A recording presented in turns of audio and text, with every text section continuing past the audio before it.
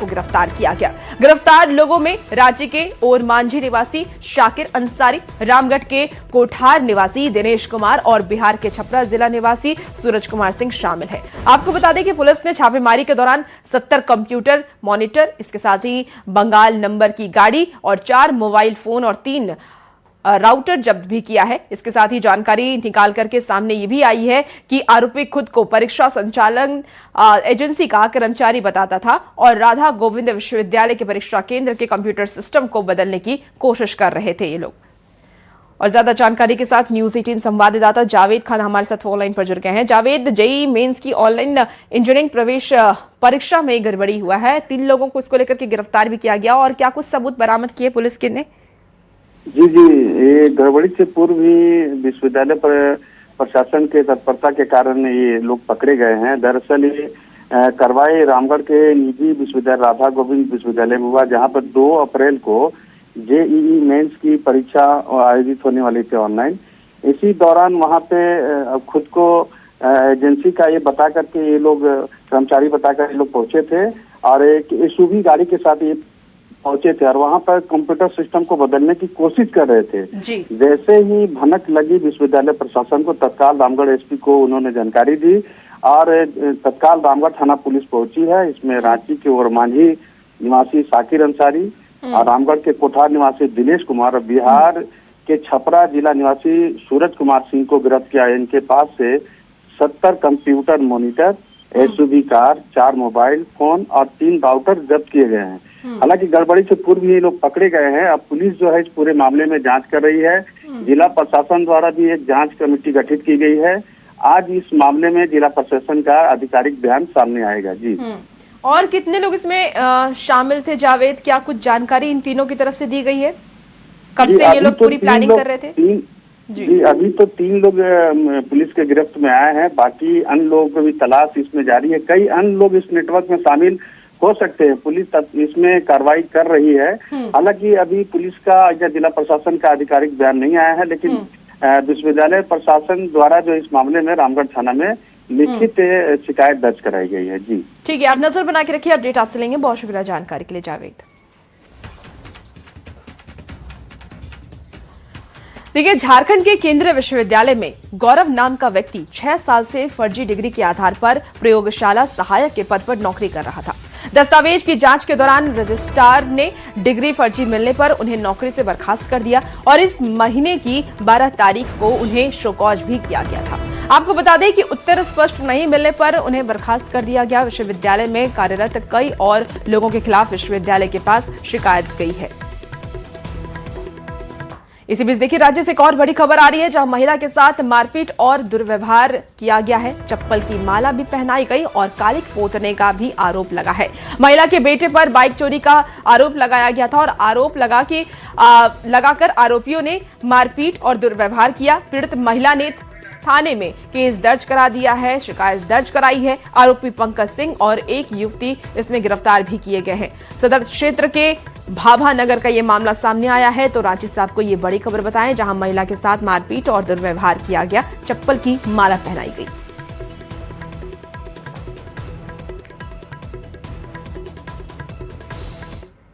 इसी बीच देखिए, खबर धनबाद से बताएं आपको, जहां रिटायर्ड आर्मी हवलदार के घर डकैती हुई है। 10 डकैतों ने घर में डकैती की है। हथियार के बल पर बच्चों को बंधक भी बनाया और सीसीटीवी भी पूरी तरीके से क्षतिग्रस्त कर दी गई। डीवीआर भी अपने साथ लेकर के चोर चले गए। पुलिस अब मामले की जांच में जुट चुकी है। घटना के बाद इलाके में दहशत का माहौल है।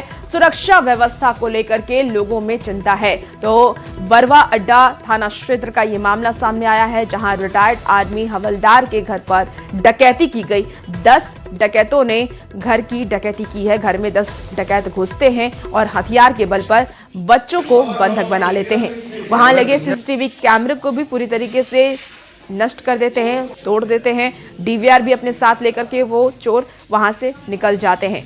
अब इस घटना के सामने आने के बाद तमाम सवाल खड़े हो रहे हैं लॉ एंड ऑर्डर पर भी, और लोगों में दहशत का माहौल है। पहले हम लोग सोए थे, हम अपना रूम में सोए थे, उधर से 10 आदमी आया और उसके बाद फिर हमको उठाया। फिर मेरा हाथ का चेन था वो वाला भी ले लिया। उसके बाद फिर हमको उठाया फिर वो रूम ले गया जहाँ पर मेरा दीदा और दीदी सोई थी। फिर वहाँ पर गए, फिर हम लोग को बैठा दिया और बोला जो कुछ बोलेगा तो अभी मार देंगे।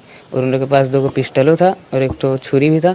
और उसके बाद फिर हम लोग को बैठा के रखा, क्या 1 लाया ताला तोड़ने वाला, बोला लाया तोड़ा। उसके बाद फिर सब हम लोग का सामने ले गया। बच्चा लोगों को किडनैप जैसा कर रखा था, वो लोग सही आदमी बता सकता है। हम तो छत के ऊपर थे, हम तो किसी को देखने पे हमारा तो पता नहीं क्या किया था, हम खुद नहीं पता। जो हमको सब चले जाने के बाद हमको जगाया तब हम उठे। उठने के बाद हम आके देखे तो यही सब कुछ बिखरा पड़ा। रकम नगद करीब उसका भी 3 साढ़े 3 सुपर ही होगा, कम नहीं होगा। गहने करीब 15 तोला सब मिला के। चलिए हम आपको जमशेदपुर से इस वक्त की बड़ी खबर बताया, जहां प्रेमिका ने पूर्व प्रेमी पर किया है हमला। तो चापड़ से हमला करने की कोशिश की गई है, हमला किया गया है। प्रेमिका समेत 4 युवक को गिरफ्तार भी कर लिया पुलिस ने चापड़ भी जब्त किया है। प्रेमिका TMH अस्पताल में इलाज जारी है। पूरी घटना सीसीटीवी कैमरे में कैद हो गई है। टेलको थाना क्षेत्र की यह घटना बताई जा रही है। इस वक्त की आपको ये बड़ी खबर जमशेदपुर से बताएं, जहां प्रेमिका ने पूर्व प्रेमी पर हमला किया है, चापड़ से हमला किया है और वो गंभीर स्थिति में फिलहाल अस्पताल में भर्ती भी है। हालांकि इस बात की जानकारी तुरंत पुलिस को दे दी गई। पुलिस ने प्रेमिका के साथ साथ 4 युवक को गिरफ्तार कर लिया।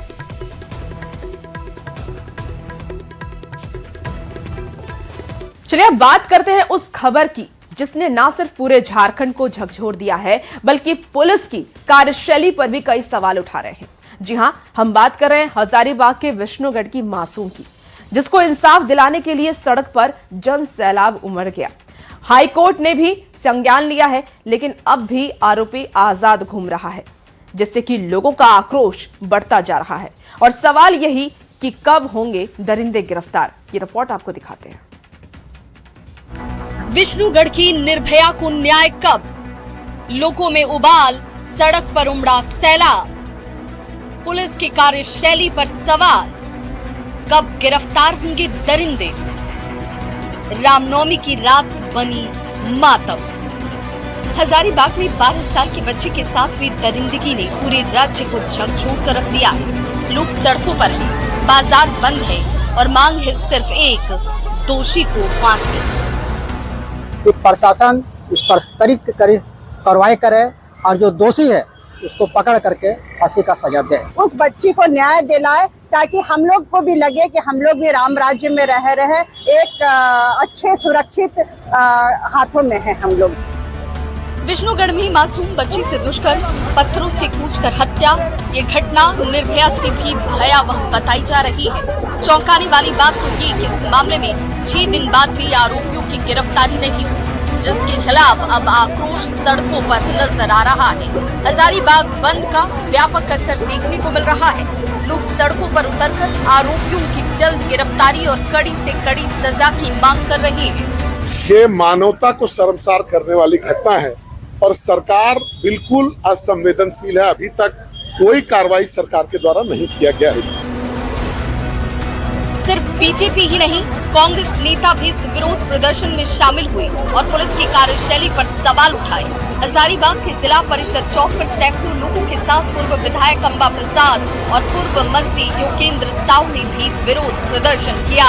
मंगला जुलूस देखने गई एक छोटी बच्ची, उस जुलूस को देखने गई रामनवमी के समय, और उसकी चीखें किसी को सुनाई नहीं दी। उसके साथ इतनी दरिंदगी हुई, उसके साथ रेप हुआ और उसके साथ उसके शरीर के साथ से काटा गया, कैसे तोड़ा गया, ये बताने वाली चीज नहीं है। इससे ज्यादा और क्या हो सकता है? और ऐसे पुलिस प्रशासन को रहना चाहिए क्या? जो पुलिस के मालिक है, प्रशासन के मालिक है, जो जिला के DC SP, क्या इनकी संवेदनशीलता दिख रही है? जिस तरह का ये क्रूरता हुआ है, उस क्रूरता का जवाब माननीय मुख्यमंत्री जी दे। इन लोग जो है झारखंड की अस्मिता को लूटने के लिए यहाँ पर बैठा हुआ है और झारखंड का जो अस्मिता को लूटने के लिए ब्यूरोक्रेट कॉर्पोरेट मिल करके, और इस सरकार पूरी तरह से फेल है। सिर्फ हजारीबाग ही नहीं, जमशेदपुर में भी बीजेपी नेता सड़क पर उतरे। DC ऑफिस के सामने 1 दिवसीय धरना दिया गया। इस दौरान जमशेदपुर पूर्वी की विधायक पूर्णिमा दास साहू कूट कर रोती हुई नजर आई। हमारी बेटियों को न्याय नहीं मिला, हमारे हजारीबाग की मासूम बच्ची, उसका भी खेलने कूदने का दिन था, जो सिर्फ मंगला जुलूस देखने गई थी, एक माँ ने बड़ी खेलते खुदते अपनी बच्ची को वहां भेजा और जिस प्रकार उसकी खबर आई उसके बावजूद 4 दिन शव उसके घर में रहा। मामला अब झारखंड हाईकोर्ट के चौखट तक पहुंच चुका है।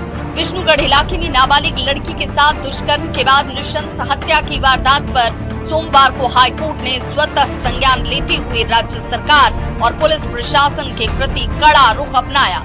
झारखंड हाईकोर्ट ने राज्य के गृह सचिव और डीजीपी को नोटिस जारी कर जवाब दाखिल करने का निर्देश दिया है। ये घटना झारखंड की बेटियों की सुरक्षा पर सवाल है। जनता का गुस्सा सड़कों पर है।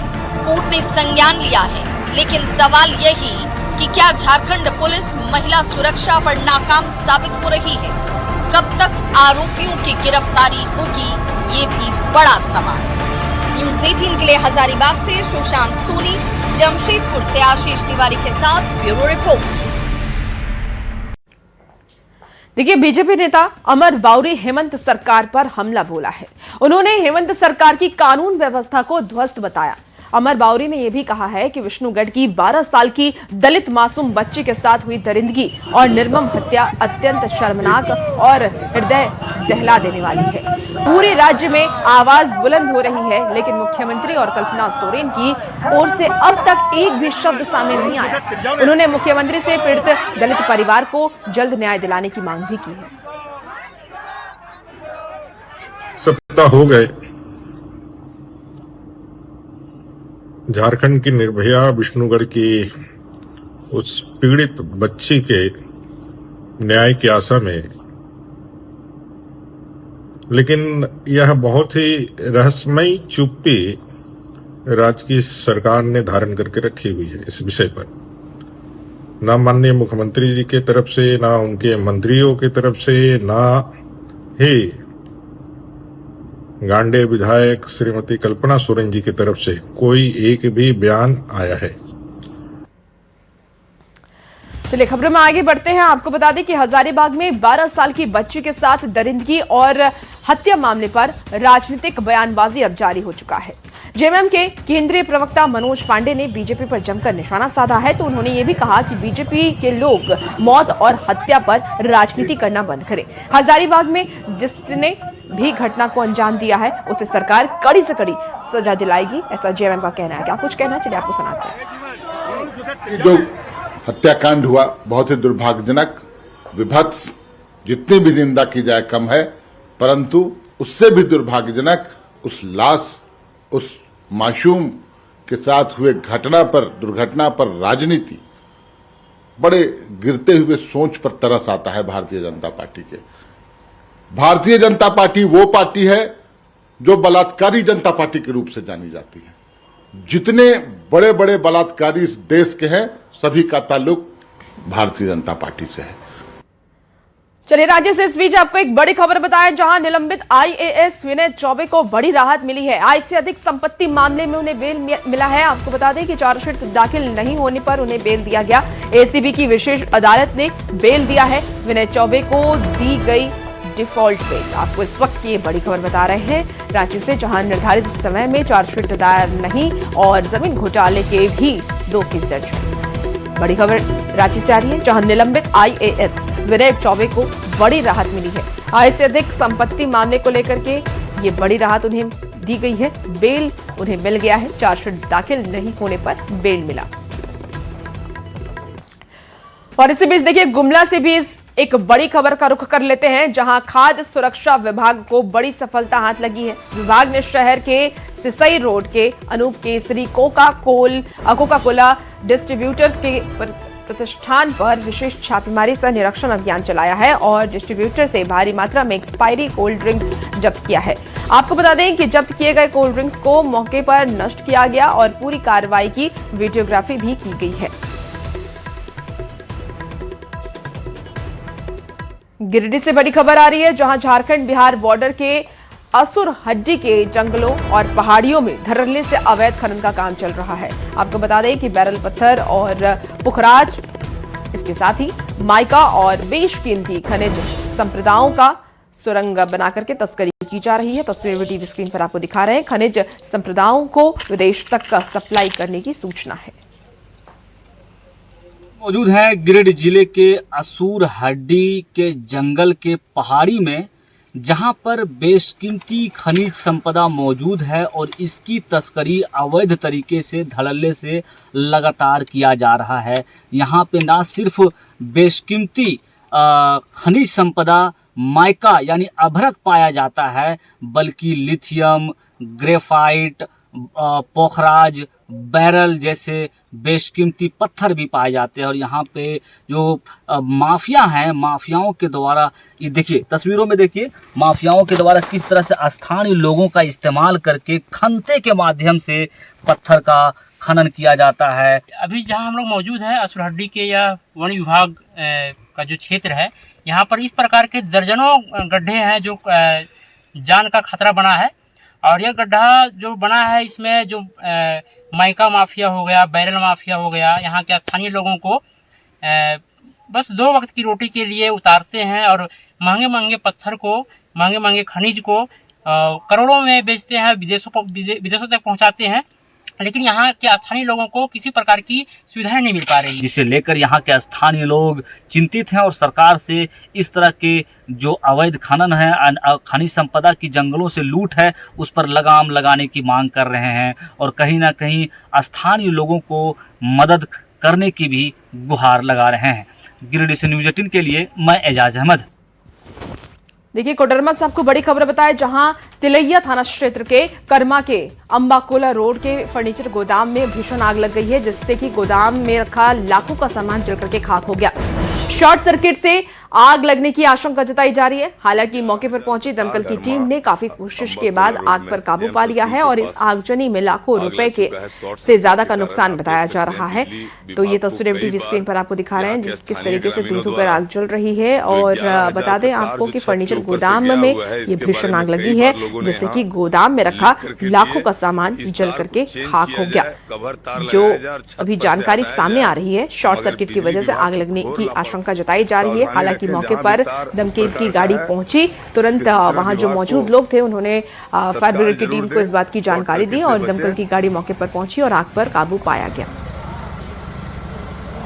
11,000 का बिजली का तार ऊपर से गुजरा हुआ है।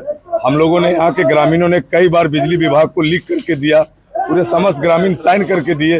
बिजली विभाग की घोर लापरवाही के कारण छत के ऊपर से जो नंगा तार गया हुआ है उसमें शॉर्ट सर्किट हुआ और इससे मोहम्मद जफीर का जो ये घर और गोदाम है, इसमें 50 लाख से ऊपर का फर्नीचर का आइटम, यहाँ शादी का वो सामान बेचते हैं, फ्रिज, एसी, कूलर वगैरह, जितने भी सोफा पलंग सब जल करके राख हो गए। गरीब आदमी को रोड पर आने पर मजबूर हो गया। बिजली विभाग की लापरवाही, घोर लापरवाही। हम लोगों ने कई बार उनको इत्तला किया था, लेकिन उनके कानों पर जू नहीं रेंगते। पूरा भ्रष्टाचार से भरा हुआ पूरा बिजली विभाग।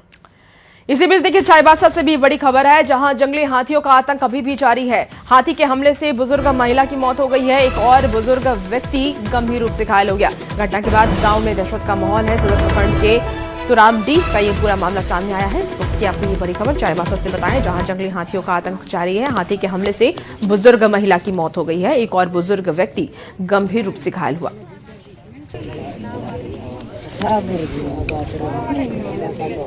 और देखिए, गढ़वा में भी जंगली हाथियों का आतंक लगातार देखा जा रहा है, जहां रंगा वन क्षेत्र के जंगली इलाके में एक बार फिर से जंगली हाथियों का आतंक देखने को मिला। जंगली हाथियों के झुंड ने एक ग्रामीण की जान ले ली। जो जानकारी अब तक सामने आई है, महुआ चुनने गए गांव के मुन्ना सिंह को हाथियों ने दौड़ाया और कुचल करके गंभीर रूप से घायल कर दिया, जिसके बाद जख्मी हालत में उसे रंका अस्पताल ले जाया गया और डॉक्टर ने उसे मृत घोषित कर दिया। मौके पर वन विभाग ने परिजनों को 50,000 राशि देने का ऐलान किया है। उनका कहना है कि जो मृत व्यक्ति हैं उनको 50,000 रुपए मुआवजा दिया जाएगा और बाकी मुआवजे की राशि कागजी प्रक्रिया के बाद देने की बात कही गई है। घटना हुई थी जो गांव बाहोखुदर के सटे हुए जंगल में महुआ चुनने गए व्यक्ति को मानव हाथी संघर्ष के दौरान उनकी मृत्यु हुई थी। शव को जितना जल्दी हो सके लोग सुरक्षित स्थान पर पहुंचे हैं और पोस्टमार्टम के लिए लेके गया। आंशिक मुआवजा का भुगतान अग्रिम के रूप में उनके प्रभावित व्यक्तियों को दिया गया है। पूरा कागजी प्रक्रिया होने के बाद तुरंत ही पूरा मुआवजा का भुगतान विभाग द्वारा किया जाएगा। बता दें कि कोडरमा में जंगली हाथियों का आतंक थमने का नाम नहीं ले रहा है। जयनगर के लोहा डंडा के सामाजिक वानिकी वन प्रमंडल की नर्सरी को हाथियों ने पूरी तरीके से तहस नहस कर दिया। बताया ये भी जा रहा है कि बीते 5 दिनों से विभिन्न इलाकों में हाथियों का झुंड सक्रिय है, जिससे कि ग्रामीणों में दहशत का माहौल बना हुआ है। हाथियों को भगाने के लिए बांकुड़ा से प्रशिक्षित टीम को भी बुलाया गया और वहां से वो टीम हाथियों को भगाने की कोशिश कर रही है। वन विभाग की ओर से आप लोग को सूचित किया जा रहा है कि इस क्षेत्र में हाथी विचरण कर रहा है, कृपया सुरक्षित घरों की ओर जाएं। और हजारीबाग वाइल्ड लाइफ डीएफओ के द्वारा संयुक्त रूप से टीम बनाई गई है, यानी प्रादेशिक और आश्रयणी दोनों प्रमंडल के द्वारा एक संयुक्त रूप से टीम बनाई गई है। 3-4 गाड़ियां पर डे घूम रही है। अनाउंस भी किया जा रहा है कि भाई अब सतर्क रहें। पटाखे दिए गए हैं, मसाल दिए गए हैं, टायर दिए गए हैं, टॉर्च देने की व्यवस्था की जा रही है जी, ठीक है। और पब्लिक को हमेशा जागरूक किया जा रहा है। देखिए, झारखंड शिक्षक पात्रता परीक्षा यानी कि JTET के नोटिफिकेशन से राज्य में बवाल मचा हुआ है। परीक्षा में हिंदी, अंग्रेजी, उर्दू, संथाली, इसके साथ ही मुंडारी, कुडुक जैसी भाषाओं को तो जगह मिली है, लेकिन भोजपुरी, मगही और मैथिली को साफ तौर से नजरअंदाज कर दिया गया है, उसे हटा दिया गया।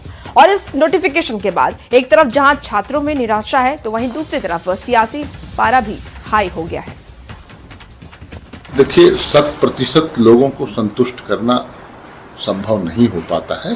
सरकार की जो मंशा है, हम सरकारी नौकरियां दें, यहाँ के लोगों को दें, स्थानीय लोगों को दें।